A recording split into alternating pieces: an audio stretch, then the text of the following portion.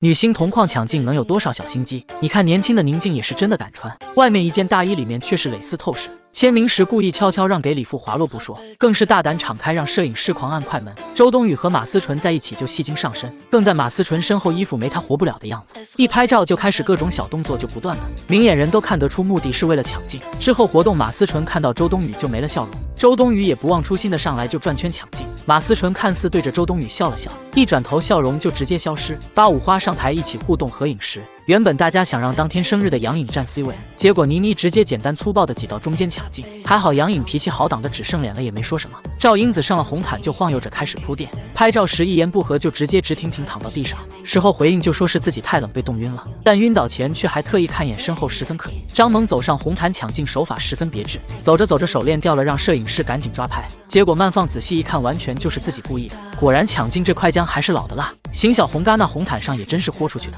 发现现场记者根本不拍自己就立刻行动，限时试探着装做摔倒看看效果，发现效果不错就干脆直接一屁股坐到地上。张天爱身穿一件白裙，处处暗藏玄机，不仅领口上的镂空设计秀出身材，拍照时还故意一把撩起开叉露出腿来，生怕别人看不到自己有双大长腿一样。